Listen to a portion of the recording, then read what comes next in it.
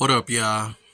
Yeah, this Twan here, and pretty much there's another Y reaction. And oh yeah, and sorry about the whole hiatus thing. I pretty much was like sick than a dog, and then it was New Year's, all type of stuff.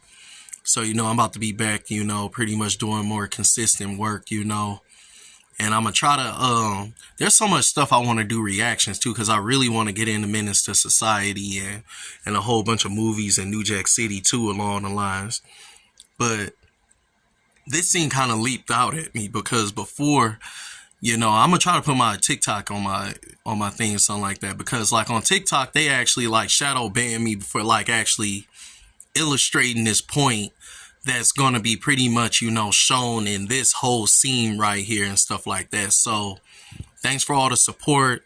Like, comment, subscribe. We about to get into this, and I'm pretty much about to tell y'all what got me shadow banned, at least what I believe. Let's do it. Baddest asses and the best pussy. We're midgets, nigga. Hold on, let me stop this before we actually get into it. I forgot that thing actually came on. Hopefully the algorithm don't get me. But this is a side note, but like, I've never been attracted to midgets at all. Like, and not to say that they're not attractive. It's just that they never did it for me. And if that's your thing, okay, I don't know. Honestly, I feel like you probably got a screw loose somewhere or something like that, or something's messed up with you. But honestly, I never found midgets attractive. He said, hell no, but that thing just kind of got me, man. I don't know. What the fuck happened to our boy on the door? Siesta, papa.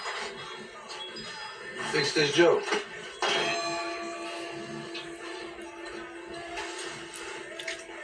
What's the problem? Ran out of time.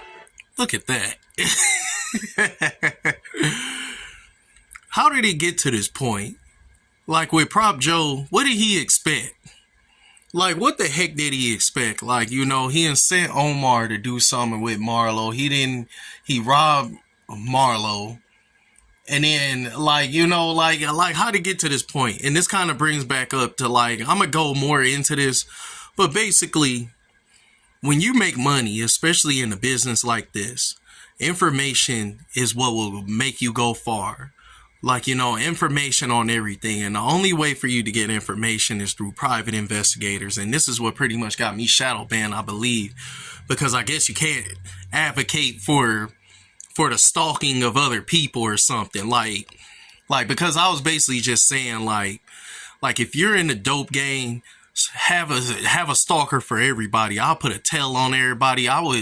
Man, it'd be so much money on everybody, include my own family members, include my own mama, my baby mama, my mama, everybody I'm doing business with. I want to know what the heck are they doing when they're not around me? Who are they meeting up with? Who are they talking to?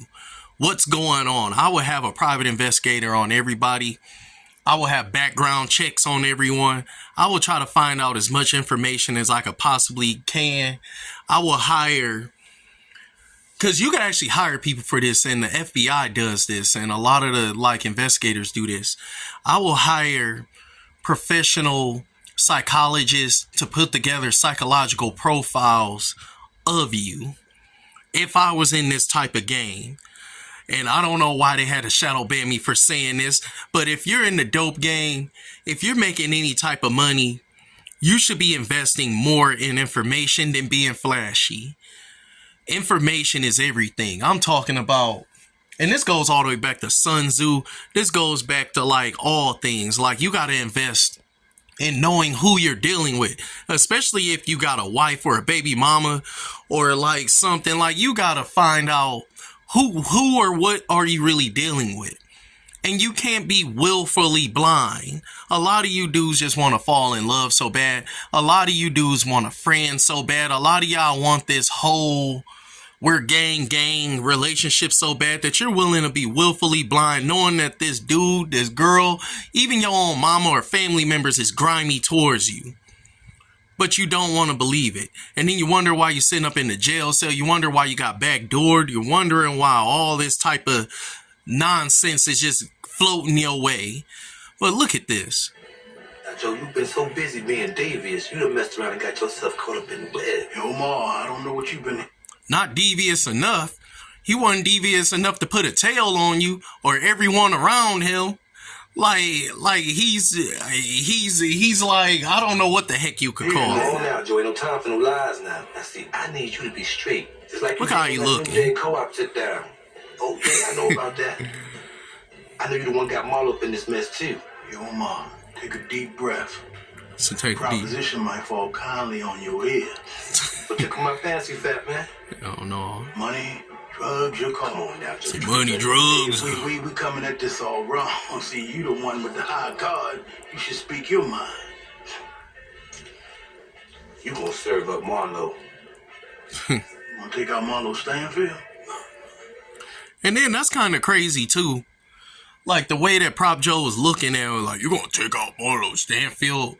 You the boss of the East Side. Why is you so mesmerized that, oh my God, he's so powerful, and oh my God, like, with enough information, anyone could be demystified enough to where you can be emboldened to go after him.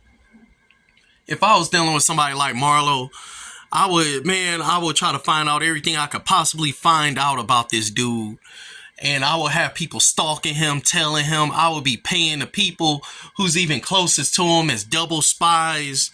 There's no amount of money you should ever spare in finding out who is your enemy and who is your ally. Like, you should want to go broke for that type of information if that means for you to sleep good at night. I got a real powerful urge to take everything he owns. And I'm quite confident you the man can make that happen. It might take some doing. No, see, we got to have it simple. See, Omar like it simple. As Prop Joe should have liked this simple. Like, you talking about, yeah, we like it simple. That's the way you should want it. Like, think about this.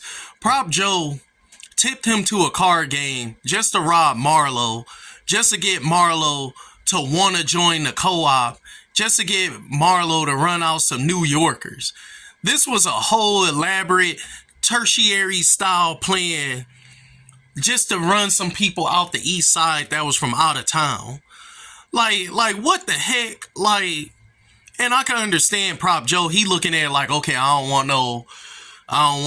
then it didn't even make no sense with that either, because, okay, he sent Chris and Snoop to get rid of the New York dudes and bodies was stacked, because at first I was sitting back thinking like, well, maybe Prop Joe just doesn't want bodies to stack up because then they'll start an investigation on Prop Joe. But then, so Marlo probably even thought that as well, so that's why Marlo was disappearing them, but he like, no, well, you need to show the bodies so that the New Yorkers can know what's going on. So I don't get it. Like, at first I was just thinking like, well, maybe Prop Joe, like I said before, like he doesn't want to kill anyone on the East Side because he don't want no investigation on him because of the body stacking. But then he doesn't care about showing the bodies. So he didn't have to go after Marlo. And I'll start thinking like, don't Prop Joe got some type of New York connections like Avon or anybody? He's cool with Slim. Slim knows all those people that he was naming off back in season 3. Like, so like, he's cool with Slim, so he couldn't ask Slim, hey, Slim, do you know some people that we could hire to try to run off these New Yorkers on the East Side? I'm pretty sure Slim would have told him, hey, I know some people. Like, why did he do all this? And this is where it goes back into where I told you about, like, with the Stringer Bell and people like Prop Joe. They're so intelligent that they get so bored that they create elabority in places where elabority doesn't need to be at. Everything has to be elaborate to these dudes. They get so bored, they just make everything unnecessarily complicated and elaborate. Huh? My sister's boy. He do the drop. We come. If I was in this type of business and anyone that I say is going to do something, they looked at me like that, I would definitely have them tailed and definitely probably put a dang expiration date on them. If you show in front of someone, just like in season 5, which I'm going to get into and stuff, when Cheese got into it with that one dude or something like that or something at the co-op meeting and they was arguing, getting into it. If you dumb enough to have someone act out in public in front of a bunch of people and you had to scold him in front of all those people, you'd have to know that like there's gonna be some type of tension and opposition. Or you give up the spot. That's simple enough. That's what it is. But see now, Joe, I need you Look to at him. resist your natural inclination to do anything twisted up in this here play. You feel me? I've been doing everything twisted. I wouldn't even care if he even went back to go tell Marlo. Marlo, you the one put me up on that card game. At this point, Marlo's depending on you anyway. What Omar would have told him wouldn't that even matter. Oh, now. And then I'd have lied and said, hey, Cheese robbed him and told him that there's a dang charge. Like, he tried to rob Cheese. I'd have told a lie. I'd have been like, first off, I believe Omar wouldn't even go anywhere near Marlo. He wouldn't even be that stupid, but Prop Joe believing this, I would have told him like, well, yeah, I come to find out that he had robbed my nephew and my nephew put him up on that card game and everything. And I'm sorry about that, but I found that out later on.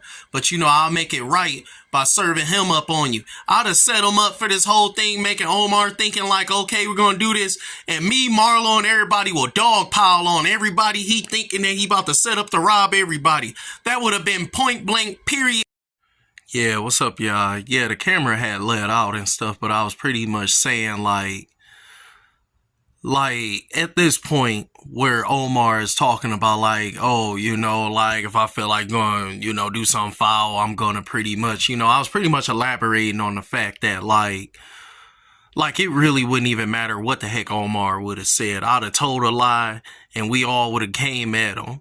The thing that messed up Prop Joe was that he messed with Marlo's money, a large amount of Marlo's money. And then when you a leader too, after this whole thing goes down and all the money is gone, like, you know, he like, you know, trying to explain to Marlo.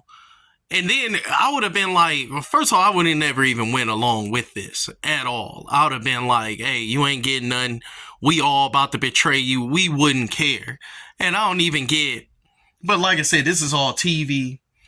And, you know, and I'm sorry that the whole thing had let out.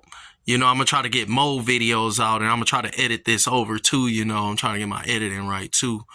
But anyway, thanks for y'all support. Like, comment, subscribe. You know, like, I'm going to try to get some more in. Thanks. Peace.